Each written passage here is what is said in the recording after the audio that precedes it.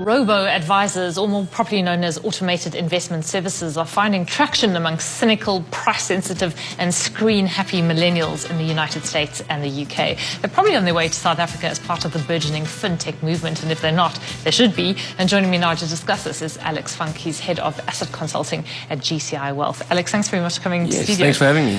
Alex, firstly, how do these robo-advisors, as they're known, work? Yes, so it sounds very complicated, but in reality, it's actually quite a simple platform investment online. So you go online, you type in certain personal attributes, certain goals you want to achieve, and the back-end algorithm calculates which asset classes you should have exposure to, builds this portfolio, wraps it up, you invest in it, and there you go.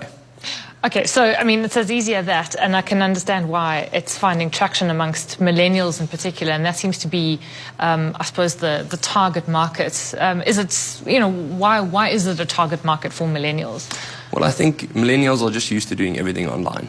But I think the biggest reason, and if you've been following the RDR and that in the UK and the US, people just can't get financial advice if they don't have at least 100 million pounds or dollars to invest. So there's this advice gap that got created. So the big companies like BlackRock, Betterment, Wealthfront all invented this robo-advice platform for these millennials that have less than that to invest to actually get financial advice, get proper asset management capabilities to start their retirement savings. There's quite a big gap between $100 million, so I'm not sure if it's just millennials who don't have that kind of sum of money at their hand. That's 100,000, yes.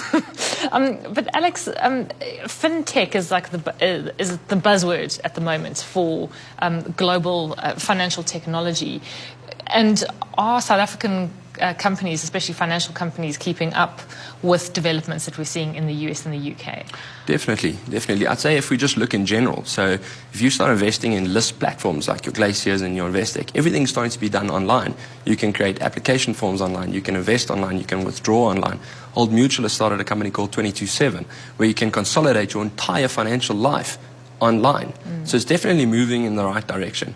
I think the difficulty is going to be creating what's considered advice and not advice and being marketed through these portals. Because that's the biggest challenge that I think that South Africa faces in terms of the FSB regulation, in terms of what is actually considered advice and what isn't advice. This is just a portfolio recommendation and you sort of self-servicing your advice. And I think that's the challenge. So do you think that's going to be a legislative hurdle that they might have to overcome? Most definitely. I definitely think they are, but as most of the companies do, and development and staying innovative, I do think we'll get around this. I mean, the other aspect that is worthwhile of this is the cost. So it's very, very cheap. And I think I've seen figures of points or 25 basis points, and that's essentially what you would pay to have a portfolio structured for you. And that's, I mean, in the context of what we've seen from asset management firms and financial advisors in the past, that is really, really reasonable. I mean, is that one of, and that can really help and make a difference in a long-term portfolio, can't it? Definitely. So the whole buzzword around this was costing,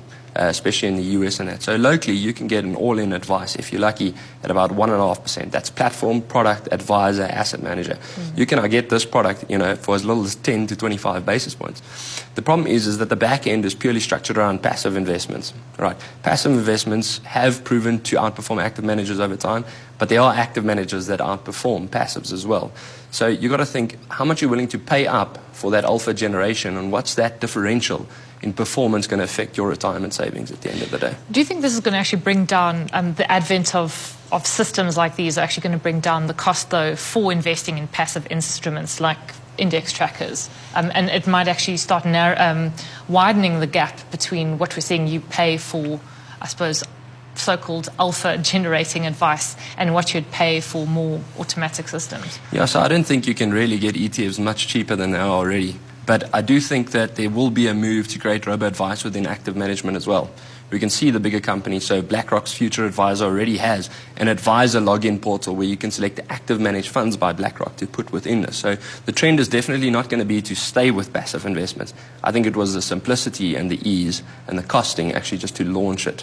So possibly not going to be the trend, in my opinion. Your colleague Alex Cook made an interesting point. He said the impression that he got, and he was doing a fact-finding sort of mission on these robo-advisors, was that many users of robo-advisors are actually financial planners who then sort of package the advice and pass it on, and no doubt at a markup. So that sounds a little bit as if, once again, you have people inserting themselves and creating an unnecessary layer. Yeah, yes and no. So if you do speak to the general public out there, they still want that personal touch, that sort of life coach, investment coach, sort of the advisor that's going to help you, talk you off the bridge, if you like, when markets start panic and things like that. So a lot of advisors have found, listen, robo-advisors are doing great allocations. They're doing passive investments that actually make sense for my client. Let me use that system in order to get the asset management component at a discount.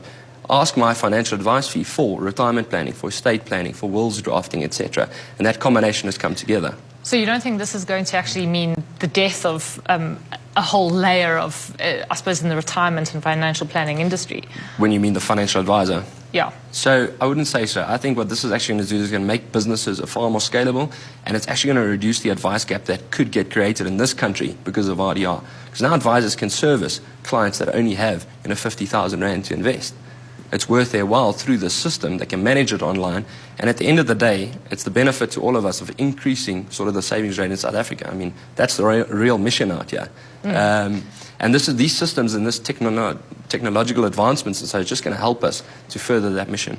If financial services companies aren't working on this kind of algorithmic program or these programs in order to provide this kind of advice, do you think they're going to find themselves falling behind? Definitely. They're definitely going to start missing out, and we can already see the trend starting to move in there.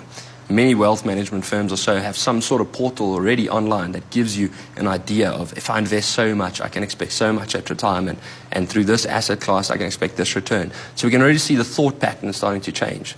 I think we're always behind the developed markets, being semi-developed, but I definitely think, watch the space, it's definitely going to boom in South Africa as well. Okay. Alex, we'll have to leave it there. Thanks very much for joining us in Super, studio. thanks. Alex Funk is Head of Asset Consulting at GCI Wealth.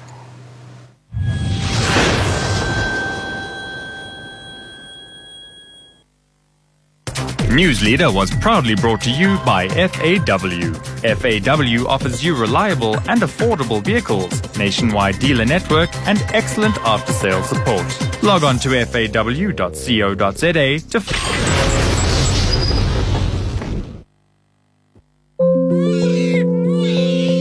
Najja muka TV kandaga nga ndi mu abaana batya babiri kinali tiddi nga baali bezingira endira era bankobera ati endira dezingira abaana abo singa nali njire luuyi mbutufu nali nja kuvuira mwa bango mwana asooka yayidda bulungi yona yasembayo yayiddira magulu. Uganda is struggling to enhance the healthcare. We have a high infant mortality because of pregnancy-related conditions. The mission of Imaging the World is to place affordable ultrasound machines in the most rural health facilities. Philips has been involved in the project from the very beginning. Omulala niwe Iswa Livingstone Salungu. Owokubiri nitenywa Wilson Kabali. Singa nali njire luuyi nga timaze kubona kativi nali nja kuvuira mwawo. Innovation and you. Philips.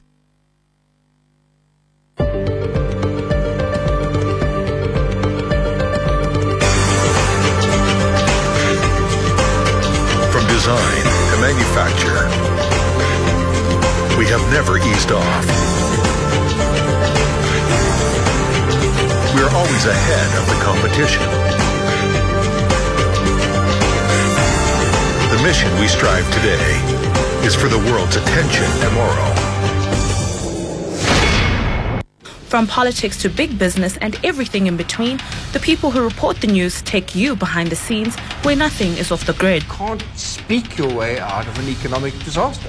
On the one hand, you've got to present the picture as it is. And we have not a clue where we are going. For analysis on headlining news, join Peter Bruce and guests as they take a no-holds-barred approach to your latest current affairs.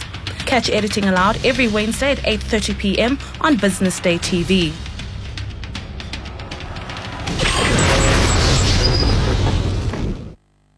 Africa Business Today is proudly brought to you by FAW. FAW offers you reliable and affordable vehicles, nationwide dealer network, and excellent after-sales support.